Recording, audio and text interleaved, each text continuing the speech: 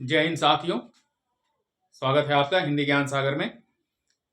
तो हमारी जो रस की श्रृंखला चल रही थी उसी कड़ी में आगे बढ़ते हुए आज हम आपको विभत्स रस के बारे में बताएंगे।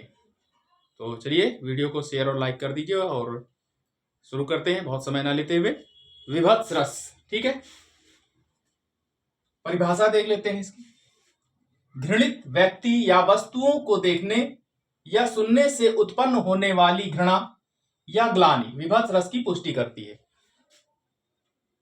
तात्पर्य यह है कि विभत्स रस के लिए घृणा और जुगुप्सा आवश्यक है। स्थायी भाव इसका जुगुप्सा है, ग्लानि है, घृणा एक ही बात है।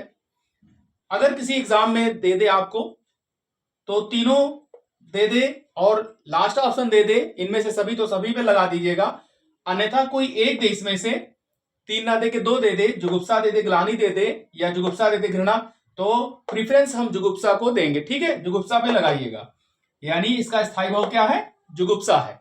जुगुप्सा का मतलब ही होता है ग्लानि, घृणा, ठीक है। तो इसको वे बच्चे जो हाई स्कूल बोर्ड में है, ठीक है, परीक्षा देने जा रहे हैं या जो तैयारी कर रहे हैं, इंटरमीडिएट वाले हैं, हमारी बच्चियां हैं, उनको ये याद कर लेना है कि इसका स्थायी भाव क्या है? जुगुप्सा। घृणित व्यक्ति यानी जुगुप्सा, हमारे मन में ग्लानि तब पैदा होगी, घृणा तब पैदा होगी, हम किसी ऐसे व्यक्ति को देखेंगे जो बहुत ही घृणा के योग्य हो। अब घृणा की योग्य कैसा होगा वो? यानी वो बहुत मैला कुचैला होगा, ठीक है, और उसके फोड़े फुंसी होंगे या उसके शरीर से कहीं से मवाद बह रहा होगा, कटे होंगे, है ना। तो इस तरह का जो है देख करके, दृश्य देख करके मन में जो घृणात्मक भाव जागता है, ठीक है, वही क्या है? जुगुप्सा है। तो घृणित व्यक्ति भी हो सकता है, कोई वस्तु को देखने, यानी घृणित वस्तु भी हो सकती है। मान लीजिए अब रास्ते पे जा रहे हैं, आजकल देख रहे हैं कि बहुत सड़कों पर कभी कुत्ते, बच्चे, पिल्ले वगैरह, बिल्ली, सांप, छछूंदर कुचल जाते हैं, मर जाते हैं, उनकी चटनी बन जाती है। फिर कैसे कुत्ते मर जाते हैं हाईवे पर, तो उसकी अतड़ियां, उसके खून, रक्त एकदम बिल्कुल फैल जाते, लाल हो जाते हैं। देखने में कितना घृणात्मक लगता है ना। सोचिए, बताने में हमको इतना घृणा आ रहा है, तो आप सुन रहे होंगे तो आपको कितना खराब लग रहा होगा। लेकिन क्या करें भाई, जरूरी है बताना आपको, ताकि लगे तो कि घृणा आपको आ रही है। तो वस्तुओं को देखने या सुनने से, और कभी कभी कोई कविता या काव्य पढ़ने से भी हमारे मन में घृणात्मक का भाव जागता है। पहले के जमाने में जब दो राजाओं में आपस में युद्ध होते थे, आदिकाल की रचनाएं उठा के पढ़ लीजिए, प्राचीन काल की, तो उसमें जो रक्तपात होता था, युद्ध होता था, तो उसमें लोग तलवार से, चाकू से एक दूसरे से मार देते थे, गला काट देते थे और बिल्कुल आर पार निकाल देते थे। उसमें हजारों की संख्या में पड़े रहते थे शव मनुष्यों के, ऐसे कई दिनों तक सड़ जाते थे, उनकी अतड़ियां फट जाती थीं, पेट फूल जाते थे, कौवे उनमें से बोटियां नोच नोच खाते थे, सियार, गिद्ध, चील आंखें निकाल के ले जाते थे, उनकी अतड़ियों को निकाल के आकाश में उड़ जाते थे, पेड़ पे ले जाके खाते थे। ये सारे दृश्य का वर्णन आपको प्राचीन काल की रचनाओं में, युद्धों का वर्णन मिल जाएगा। तो ऐसे दृश्यों को, ऐसे काव्यों को पढ़ने, श्रवण करने से भी हमारे मन में ग्लानि जो है वो जागती है। तो सुनने या से उत्पन्न होने वाली घृणा या ग्लानि विभत्स रस की पुष्टि करती है। तो आप समझ गए होंगे, ठीक है। चलिए आगे बढ़ते हैं। तो स्थायी भाव इसका जुगुप्सा है, मैंने बता ही दिया। जुगुप्सा कह लीजिए, ग्लानि कह लीजिए, घृणा एक ही बात है। विभाव, आलंबन और उद्दीपन। आलंबन दुर्गंधमय मांस, यानी मान लीजिए कोई गाय, भैंस, कुत्ता, बिल्ली रेलवे ट्रैक पर कट गया है, कोई उसको देखने वाला नहीं, हटाने वाला नहीं, या हाईवे पर, या सड़ गया है, उससे दुर्गंध आ रही है, बदबू आ रही है, उधर से जाना ही, कभी कभी आप गए होंगे बस पर, देखे होंगे, अचानक से हमारी नजरें, दृष्टि उस पर पड़ जाती है, सड़क के किनारे कोई भैंसा, कुत्ता मरा होता है, कोई हटाने वाला नहीं रहता है, पेट फूल जाता है, सड़ जाता है ना। तो दुर्गंध आने लगती है, आप नाक बंद कर लेते हैं ऐसे दबा के, रक्त उससे बहता रहता है, ऐसा भी दृश्य देख लेते हैं, अस्थियां उसकी बिखरी रहती हैं। तो ये सब आलंबन है जिसके कारण हमारे मन में जुगुप्सा का भाव जागृत होता है। उद्दीपन क्या है? इसको बढ़ाने वाला, आलंबन को बढ़ाने वाला उद्दीपन, रक्त, खून, बहता हुआ खून, चाहे वो मनुष्य का हो या किसी जंतु जानवर का हो। मांस का सड़ना, उसमें कीड़े पड़ना, कीड़े पड़ जाता है तो आप देख नहीं सकते, है ना। दुर्गंध आना, पशुओं द्वारा नोचना खसोटना, जब कोई जानवर मर जाता है तो चील, गिद्ध, कौवे उसे किस तरह से नोचते खसोटते हैं, वो दृश्य को आप केवल सोच लीजिए, आपके मन में कितना घृणा जो है वो भर जाएगा, है ना। तो ये सब क्या है? उद्दीपन है। अनुभाव, नाक बंद करना, आप देख लेते हैं नाक बंद कर, बड़ी बदबू है, बिल्कुल जल्दी से भाग जाते हैं, उस मार्ग से हट जाने की कोशिश करते हैं। मुंह बनाना, मुंह ऐसे करके मुंह बना लेते हैं, राम राम, थू थू, है ना। थूकना, थूकते हैं, बदबू आती है तो प्रायः लोग थूकते हैं।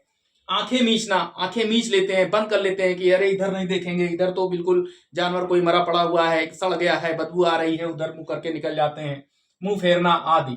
संचारी भाव, ग्लानि, आवेग, शंका, मोह, व्याधि, चिंता, जड़ता, ये सब संचारी भाव है, यानी पानी के बुलबुले की तरह थोड़ी देर के लिए आते हैं फिर खत्म हो जाते हैं। तो समझ में आ गया होगा। अब कुछ उदाहरण देख लेते हैं, और यहाँ मैंने 4 उदाहरण दिए हैं, जो आपको अच्छा लगे, ठीक है, वो आप पढ़ लीजिए, याद कर लीजिए, जो हमारे बोर्ड वाले बच्चे हैं, ठीक। तो चलिए शुरू करते हैं। पहला उदाहरण, सिर पर बैठो काग, आंख दो खात निकारत, खींचत जीबहि स्यार, अतहि आनंद उर धारत, गिद्ध जांग कह खोद खोद के मांस उचारत, स्वान अंगुर निकाट काट के खान विचारत।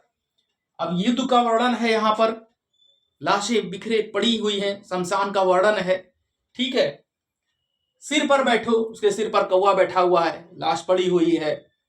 आंखी दो खात निकाल, दोनों आंखें निकाल कर कौवा ऐसे चोंच डालकर निकाल करके और लेके उड़ जाता है, भाग जाता है, खाता है। खींचत जीभहि स्यार, स्यार भी आ जाते हैं, वो जीवा को, उसकी जुबान को खींच के निकाल के, बिल्कुल मरे हुए जो शव पड़े हैं उनके जीभ को निकाल के सियार खाते हैं। अतहि आनंद उर्धारत, बड़े आनंद के साथ खाते हैं। गिद्ध जांग कह खोद खोद के मांस उचारत, और गिद्ध जो है उड़ रहे हैं, वो आकर के जांघों का मांस खोद खोद के ऐसे चोंच से अपनी वो खा रहे हैं।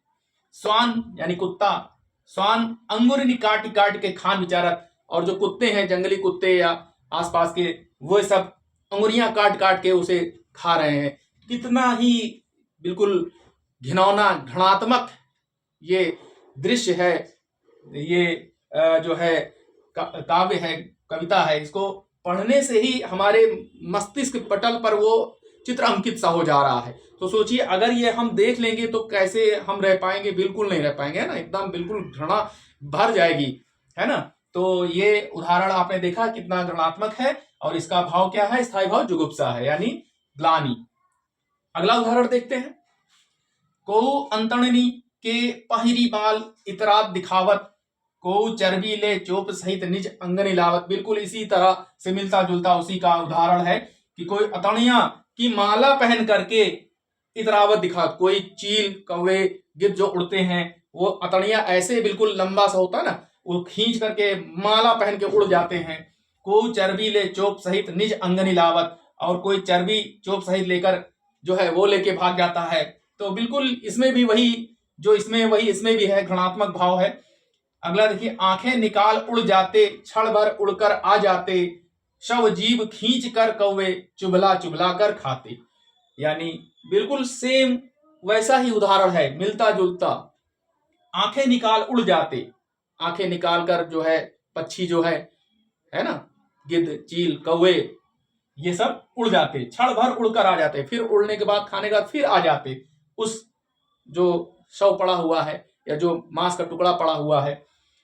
शव जीभ खींच कर कौवे, उस शव का जीभ खींच कर कौवे क्या है? चुभला चुभला कर खाते हैं। जैसे कोई बच्चे खाते हैं, हम अपना भोजन करते हैं चुभला चुभला कर, तो ये इनका भोजन है, तो ये इसको चुभला चुभला कर बड़े प्रेम के साथ खा रहे हैं कौवे जो है। तो बड़ा ही घृणात्मक जो है भाव है इसमें, ठीक है। तो ये भी जो है क्या है, जुगुप्सा, ठीक है, यानी विभत्स रस। लास्ट वाला देखें, पड़ा सड़क पर एक भिखारी मैंने देखा, खून पीप उसके घावों से बहते देखा। राह चलते आपने भी देखा होगा, तमाम भिखारी ऐसे होते हैं, ज्यादातर आपने देखा होगा मजारों पे, मंदिरों पे, है ना, सड़क के किनारे भीख मांगते हुए वो अपने जख्मों को ऐसे हरा भरा करे रहते हैं, बिल्कुल खून बहता हुआ देख लेते हैं, मवाद बह रही, ताकि उनको कुछ आने जाने वाले पैसा देते रहें। इस तरह से भी कुछ बनाए थे, चाकू ऐसे बिल्कुल गाढ़े रहेंगे, खून बहता रहेगा, आप देख नहीं पाओगे, वो उनका रोज का उपक्रम है। लेकिन कुछ रियल में होते हैं जिनका बिल्कुल देख करके मन जो है वो भर जाता है कि भाई कुछ इनको दे दें, ये अपना मरहम पट्टी करा लें। तो पड़ा सड़क पर एक भिखारी मैंने देखा, खून पीप यानी मवाद, खून पीप उसके घावों से बहते देखा। उसके घाव जो यहाँ पर थे, जो पीप बह रहा था, मवाद बह रहा था, है ना, उसके घावों से बहते देखा। भिन भिन करती बीसों मक्खी चाट रही थी, और मक्खियां उस पर भिनभिना रही थी, उसको चाट रही थी, उस मवाद को, उस पीप को निकल रहा था गंदा खून। उड़ा रहा था कोढ़ी जैसे चाट रही थी, और वो जो कोढ़ी था, कोढ़ी जो भिखारी था, वो उसको उड़ा रहा था, मक्खियां जो उसके घाव पर भिनभिना रही थी, उसके जो पीप निकल रहा था, है ना। बताते हुए भी थोड़ा सा अजीब लग रहा है मुझे, लेकिन अब क्या करें, ठीक है।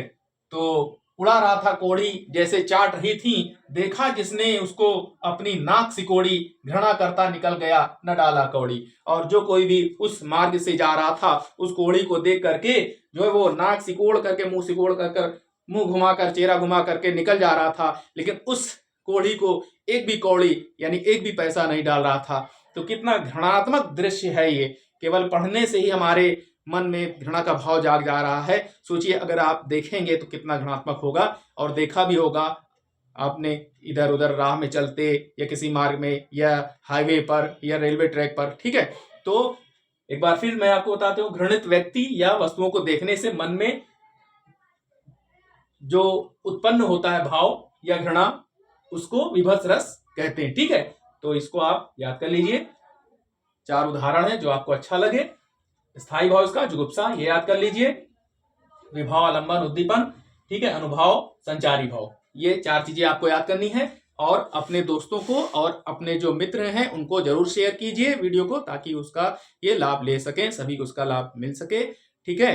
तो वीडियो देखने के लिए बहुत बहुत सभी बच्चों का, सभी प्यारे हमारे मित्रों का, दोस्तों का, हमारी बहनों का हृदय से धन्यवाद। जय हिंद।